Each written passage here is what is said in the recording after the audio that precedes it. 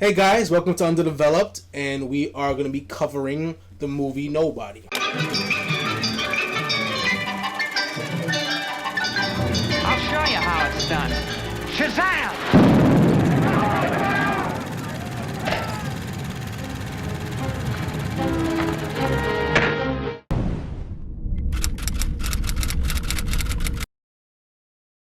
Nobody is a 2021 action movie that was supposed to come out in 2020, but the director Ilya Naschiller, who's famous for directing Hardcore Henry a couple years back, kind of had a bit of a Christopher Nolan complex and decided to keep pushing and pushing the movie back until theaters started to open up, and they finally did, and the movie's here now. So Nobody stars Emmy Award winner Bob Odenkirk, who's mostly famous for playing Saul Goodman on Breaking Bad, Better Call Saul, shows no one heard about. And along with him, you have a supporting cast played by Alexei Serebryakov, Connie Nielsen, RZA, and Christopher Lloyd. Nobody is basically about a man named Hutch. He's seemingly an ordinary, boring family man living a mundane existence with his 2 kids and wifey. They kind of have I guess a strange relationship, like you call them. They're emotionally distant. Yeah, emotionally distant. That's the perfect word. There's no real connection there. It's a disconnect between them, and it's arguably a depressing life. Yeah. So after a particularly low point, when two robbers came in and broke into their crib and held him at gunpoint, he didn't really do anything about it. While his son had the balls to try to stop them. It kind of didn't end well, No. and he allowed to go down. So, and it seems like this person has like this past because like he wants to fight, but he's like obviously suppressing himself. Like he's suppressing a monster. Like he's resisting his darker urges until he sees this chick getting harassed by these Russian gangsters on a bus, and that's when he decides to fuck these dudes up. And one of them ends up dying within that fight. Yeah. And unfortunately, this dude was a brother to this Russian mobster named Yulian.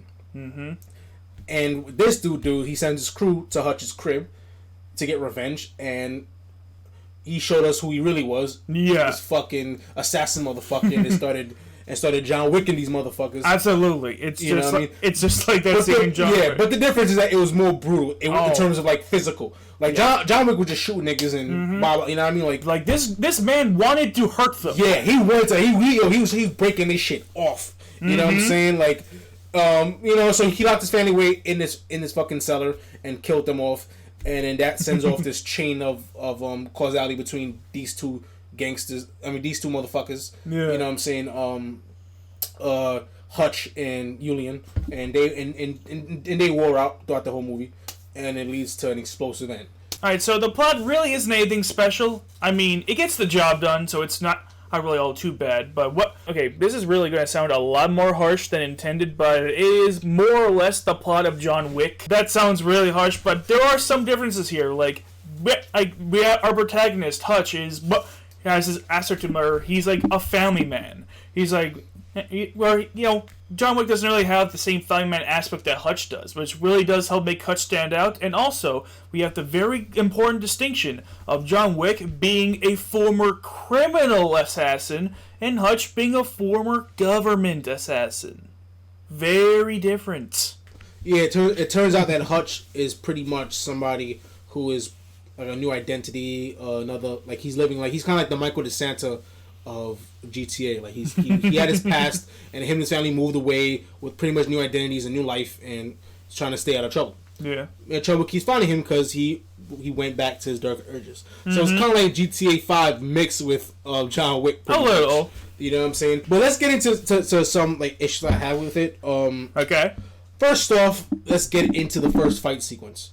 The first fight sequence took place on a bus. It was fucking incredible. It was brutal. Yeah. It was a street fight. It was bloody. You know what I'm saying? It was realistic. It escalated to the point of gunfire. People were, you know what I'm saying? Men were missing teeth. Yes. And for some reason, the chick that was there didn't fucking leave. You know that fight was. She didn't leave immediately. Yeah. Like she waited for Hutch to actually tell her to leave. Yeah. Man, as soon as that shit went down, I was jumping out that fucking window. Are you kidding me? It was awesome. It was really entertaining to watch. I mean, that's when I realized this film was fucking awesome. Yeah. You know what I mean? Because I wasn't going into this. I heard that it was kind of like John Wick, and I'm like, okay, I don't want to see a John Wick ripoff.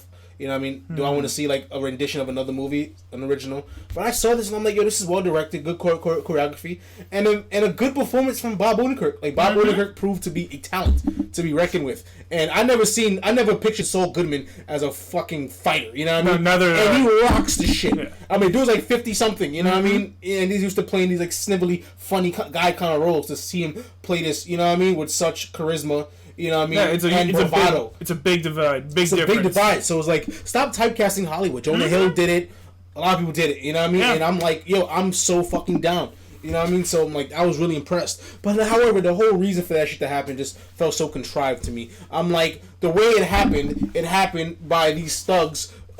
This is driving around. First off, none of the Russians could drive in this fucking movie. No, like they were just drunk on their ass and they fucking crashed. Exactly. And he wasn't even the Julian's nigga can't drive. I'm like, what is going Russians to not be able to drive in these streets? I'm like, there's not even traffic there. But you know what I mean? But yeah, you know what I mean? And they just jump on a fucking bus for no reason. They crash the car, they jump on the bus for no fucking reason, and they start to harass this chick. I mean, like, you're fucking set up a fight in a such contrived way that's like, you know it's gonna inevitably lead to. I mean, are you for real? I mean, come on. Another one, and now getting into characters.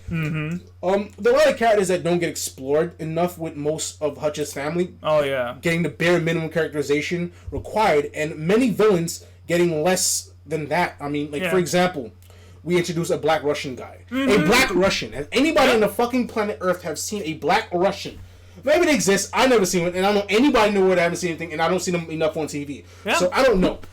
I've never heard of. I mean, there's probably a couple that exist, but that's like a ton. And then they went out the way to introduce him as Julian's right hand and give him a whole backstory in that conversation and introduce him as this elusive but dangerous character. You're thinking he's going to be one of the main obstacles in Hutch's way. But no, this thing gets killed off like 2 scenes later. Yeah. I mean, really? All that effort just to kill him in a car crash? And they even gave him a good backstory, too. Yeah, I'm like a black Russian. How can you not mess it up? I was really interested in seeing this dude. I was more interested in seeing him than Julian. Yeah. And Julian isn't a bad character, because usually in these kind of action movies, the villain character, especially like one of those foreign villain characters, are usually forgettable. Like in Mission Impossible, shit like that. Those guys are forgettable as fuck. But this guy actually was interesting. Like he was able to sense that Hutch was basically a wolf in sheep's clothing. Like there's more to him. So he had enough sense to do that. You know what I'm saying? So he wasn't an idiot. So he wasn't an idiot, and I appreciate that. You know what I mean? And he was brutal. He's a badass.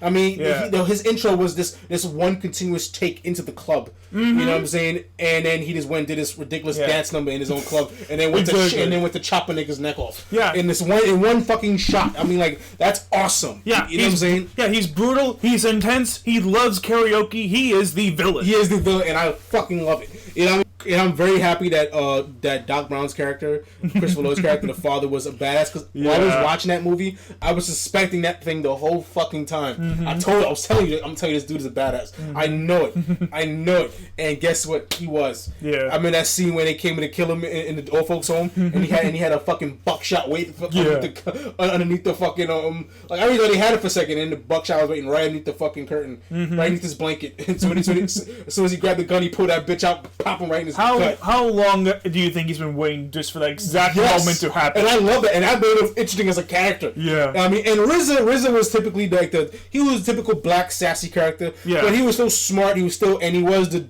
Deus Ex Machina at the climax when we thought that Hutch was a goner. He came in and saved the day. Yeah. At the climax, we have this big battle at a factory, because you don't really expect to go into this movie like, oh yeah, we're going to have this giant Home Alone style fight sequence. Yeah, like that was really fun. Like Hutch was just setting booby traps like all over. Because basically he's working at this factory, and he bought them out with his hidden gold that he has for some reason. Yeah, he just has tons of gold. You think he's what's his face from that show that we watch?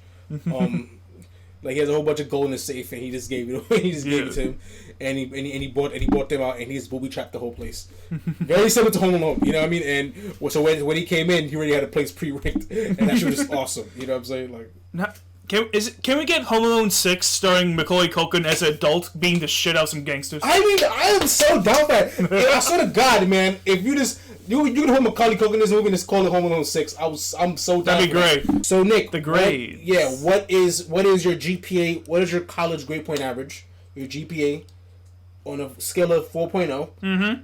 What would you give this film? I would give this a 3.2. It is a solid action movie. If you're really waiting, if you're like hungry, starving for John Wick 4 to come out and need something to fill the void, this honestly might just do it for you. Yeah. It is like a worthwhile action movie that's worth seeing. Absolutely. I thought it was probably give it a little bit higher. I thought you were gonna go a little higher. 3.2. Well, 3.2 is pretty good. Yeah. I'll probably go maybe a point or two higher. I'll probably give it a 3.4. Like the reason because it was that surprisingly enjoyable for me. Yeah, it is a lot better than I was expecting. But the reason why I'm not giving it that higher is because it's because so much of it just feels like very flat. Like a lot of the characters just feel very flat. Like a lot of things feel like they could have been developed a lot more than they were. I mean, I thought the characters that mattered were developed pretty well, like Hutch, and the father was developed too much, but I still liked him as a character.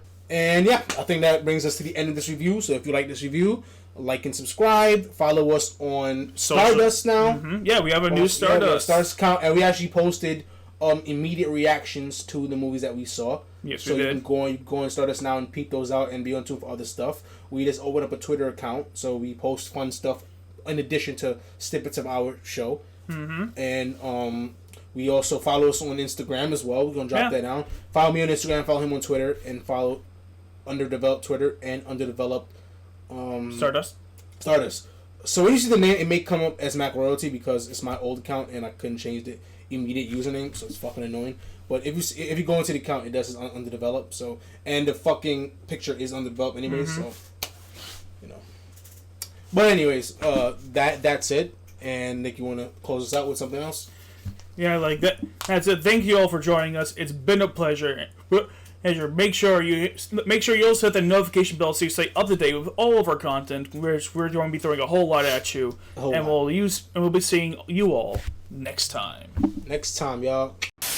Hey, Light. You hear that? I think it's your new friend. Nice meeting you. No, the pleasure was mine. And that, kids, is how I met your mother.